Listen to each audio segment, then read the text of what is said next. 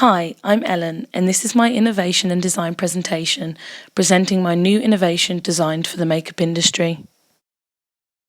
Merriam-Webster Dictionary says innovation is the introduction of new ideas, methods, or devices, or the creation of something new. This clearly shows there is a connection with innovation and creative thinking. Dictionary.com says creativity is the talent to surpass traditional ideas, relationships, rules, and to create evocative ideas showing imagination. Amabel talks about using creativity in innovation.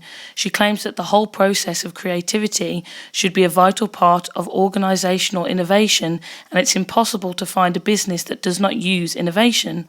This therefore means businesses, particularly in the makeup industry, must be creative to also be innovative.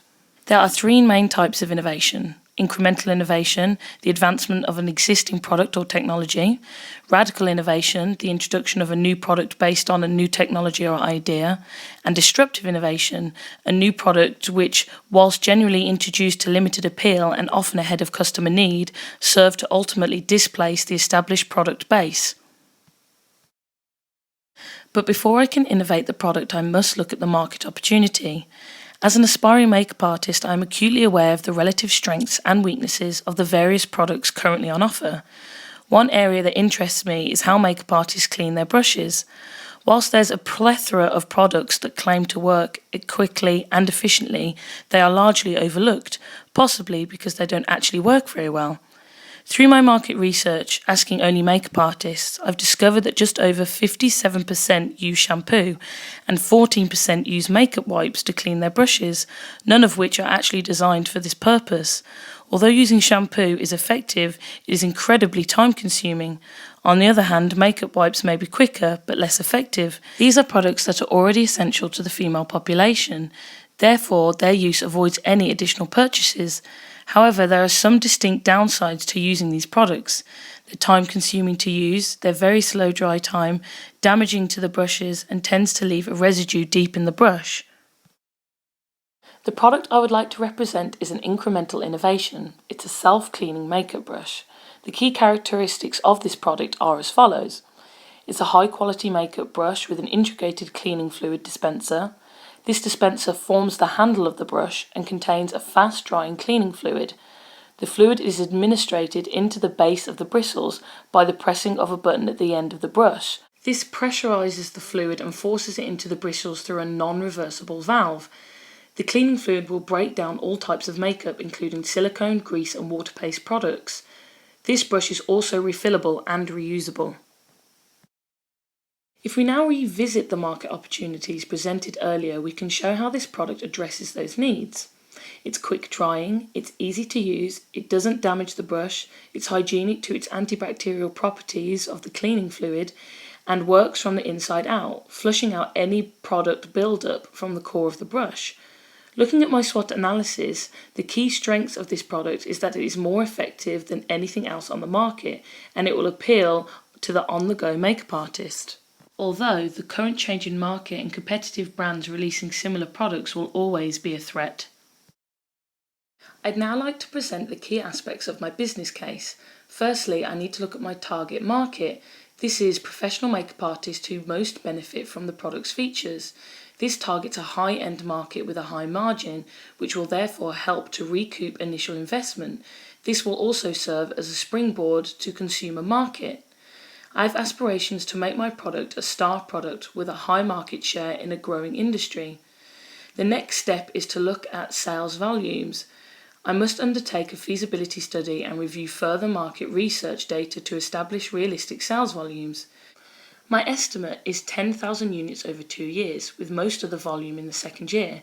The product's distribution or sales channel will be directly through a website, but I will set aside funds for promotion through trade press and shows such as IMATS.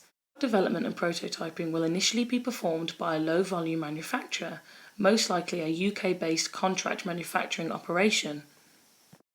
During the development process, there may be a multitude of technical challenges, such as fluid evaporation or leakage, loss of hair fibers in the brush, and a material compatibility. Techniques such as TRIZ, which businesses use for problem solving, can be applied to resolve these issues. This also requires creative thinking, as I must apply generic solutions to the specific problem. During manufacturing, Six Sigma is a methodology that helps businesses and brands secure quality in their products. They do this through a number of stages, namely define, measure, analyse, improve, and control. To relate this to my product, I can use Six Sigma to ensure the highest standard. As an alternative to using a contracting manufacturing house, I will consider entering a strategic alliance with a company that can provide development and manufacturing services. This way, investment cost could be shared. However, this could also involve some profit sharing. PESTLE is a technique for assessing a broad range of external influences. This will be applied in the next stage of the business analysis. For example, relating this to my product, changes to a small business tax could influence commercial viability, as would changes in VAT. This focuses on the political aspect of PESTLE. My estimate unit cost of manufacture is £20 per unit. This is high due to the low volume. Investment tooling will be relatively low cost but only capable of supplying low volume. I will also budget £50,000 for advertising the product. Therefore, I will have to sell the product approximately £40 to make around £50,000 profit in the first 2 years. Unfortunately, this will not be a get-rich-quick scheme initially. Once my product is launched, using the S-curve, a representation of the stages in a product's life, I'll be able to see when my product begins to hit maturity, the stage before decline. Using incremental innovation to further develop the product, I will prolong the product's life. A lot of businesses, once their product is hitting the maturity phase, will use a technique called blue sky thinking. This is when a team will come together and create ideas that are not limited to current thinking or beliefs. This often results in a radical innovation as it is a fresh approach. Looking back at my SWOT analysis, there are many opportunities that come with this innovation. I believe that this product, which I've decided to call the EB Brush, has potential to develop, therefore expanding the brand. Using some of today's technology, I could further innovate the product by connecting it to the Wi-Fi for relatively low cost, so it will tell your phone when it needs to be refilled. I could also expand the brand by releasing a brush range or a range of brush cleaners. These are a few examples of incremental innovation I could add to my product. Innovations such as these will also stop my product going into maturity phase in the product lifecycle. I'm now going to show you how my original idea then developed into a 3D prototype.